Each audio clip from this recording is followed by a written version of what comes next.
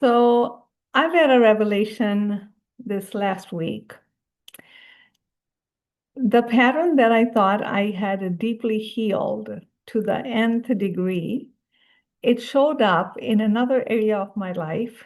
And it has been there, but I just haven't seen it because it was so deeply buried. And I guess I didn't see it until I was ready to see it. So this video is based on what I learned and what insight I developed that I'm going to share with you.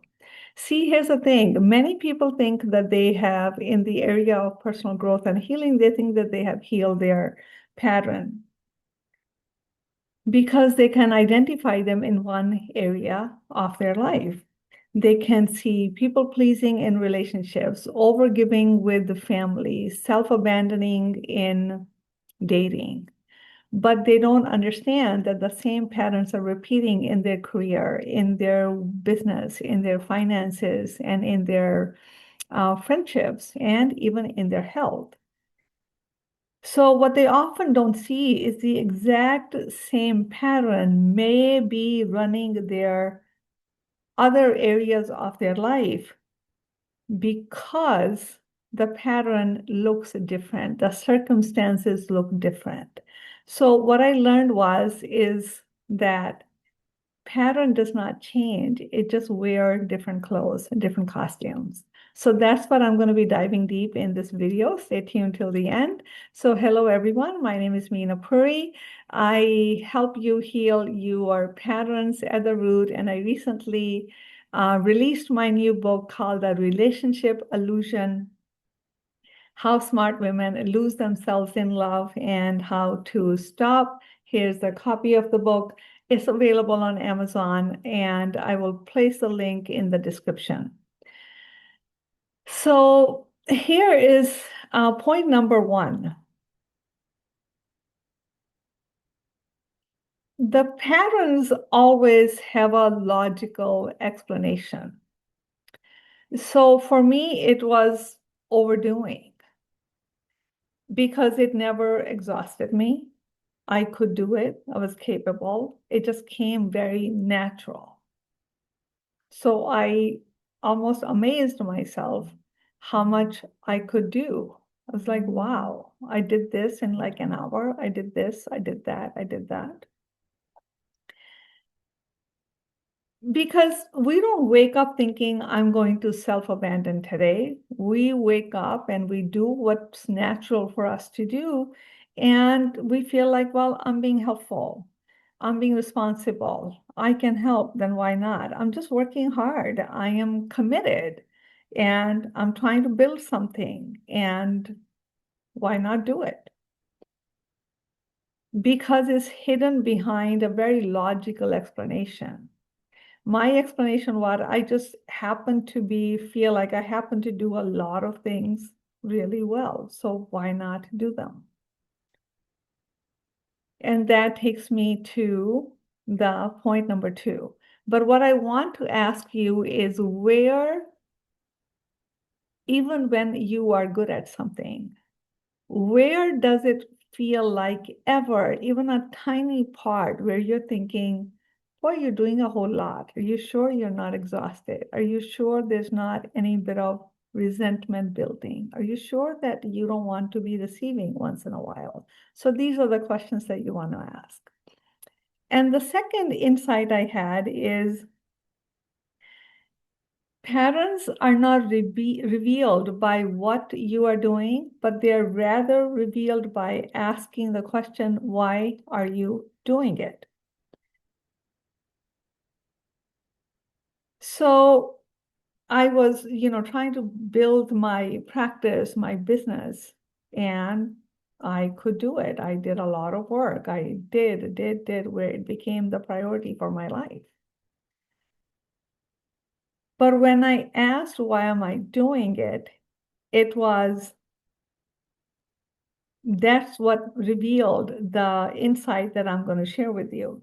So two people can work 12 hours a day. One can be creating from inspiration. Another is creating for safety. The behavior looks identical. but the reason why the behavior is there, what's feeding the behavior, whether it's the belief pattern or the habit pattern set in some, trauma that has not been healed, that pattern is completely different for two people. So the question to ask is, what are you pivoting from? Are you pivoting from a place which is full that you can naturally overdo? You're just a full cup that it just naturally overflows? Or are you overdoing from a place of emptiness, hoping that if you overdid, someone somewhere is going to see you, give you a pat on the back, recognize you, that you're finally going to be seen and loved because you can do so much, and appreciated and valued because you did so much. So have you ever been in a dynamic where you have done so much thinking that somebody's got to see me? But what happens actually, you get people habituated, they normalize your overdoing. More you do, more you're given to do, more is expected. So that's the distinction that I want you to make. And the question three is not the question three, the point three is very well connected to the second point that I just made. What is the emotional driver? What am I afraid will happen if I stop doing so much, if I stop? What am I hoping this will give me? Is there an agenda? Are you really trying to fulfill a need from somewhere out there? What feeling am I trying to create?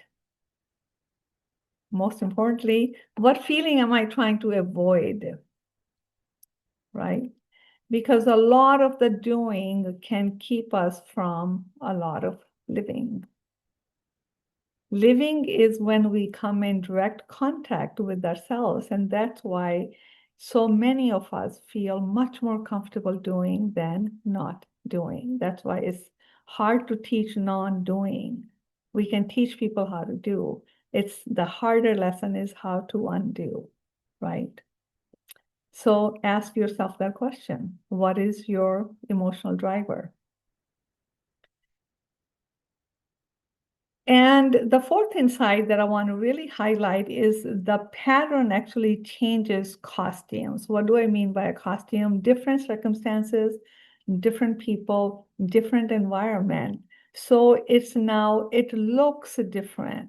So you chalk it out to saying, adding that logical explanation that I pointed out in point number one, that, oh, that's the reason why I'm doing it. But you really got to look a little deeper. Not that you want to keep digging and keep hunting. And I think eventually, if we are on the path of self-discovery and healing, these things naturally pop up in your consciousness and you begin to see things that you haven't been able to see before. It's a part of growth and evolution. So some of the examples are like people pleasing becomes over delivering in business. Fear of abandonment becomes fear of losing clients in business. So you over deliver to clients, you overgive, you have soft boundaries. It's the same pattern. You are doing the same thing in your personal relationships and in business relationships. And you're seeking approval. That behavior, it becomes seeking recognition. Can someone see me? Do you really see me and recognize me? Because we don't see our own value. That's the pattern. We don't self-value. We don't see our own worth. We are disconnected from ourselves. So unless someone else sees us, we don't see ourselves the same way. It's a very common thing in most people who may look really well put together. That's a common thing that we all struggle with. And we are learning that that kind of recognition, even if it comes from outside of us, is temporary. because one day somebody can approve you, recognize you, give you a pat on the back, and the same person or in the same situation, someone else can say, well, not good enough. Who cares? You do it all the time. I can do better than you. And you're like, wow, how much more do I have to do? So you get hooked onto the overdoing because you believe it's the doing, it's you are doing that creates the approval that gets the attention and the approval. But it's actually the being when you're deeply connected to yourself and you naturally do because you are so full and so connected that grabs the right kind of attention. And many times we chase love, thinking that if I have love in my life, you're chasing, that somehow I'm more complete. The pattern is the chasing. You can be chasing money in business. You can be chasing clients. You can be chasing the next big project that you can be recognized in or successful in. And it never seems to be enough because when we are pivoting, when the emotional driver is need, emptiness, no amount of external doing and external achievements can ever fulfill that gap. The gap can only be fulfilled once we get closer and closer to ourselves and connect to ourselves. So these are the 4 points. And I want to ask you where in your life where you think that you may have done the healing work, but a certain area of your life is not, the experience is not what you had hoped, then I can almost assure you, guarantee you that there's a pattern running underneath that you're not aware of, even if you may have healed it in one area of your life. So these are the points that I want you to keep in mind as you're moving forward, that the most important patterns are really obvious. They're actually buried deeply under a very logical explanation and a very different circumstances. And so you don't see it. These are the patterns that we can justify. It's not that you're overdoing, you are reaching for success cannot be justified. But the question is, what are you pivoting from? Are you pivoting from a place of fullness or a place of emptiness? Are you pivoting from a place of fear or pivoting out of love for yourself, love for your life, love for what is it that you do? So when we begin to ask the question, not necessarily what am I doing, but why am I doing it? Not the superficial why, but I want you to keep digging deeper into the why. Oh, because my work is required, my work is important. How am I going to make my living if I don't do that? But why? But why this way and not that way? But keep digging deeper, and you're going to come to, well, if I don't work hard, I'm not going to make a living. But the working hard begins to look more like so much effort, not even result, not enough results, and it begins to look like chasing. Anytime when you are chasing anything or anyone, you will keep on chasing because the energy behind it, I don't have. So the world, the external will mirror, yes, you are correct, you don't have, right?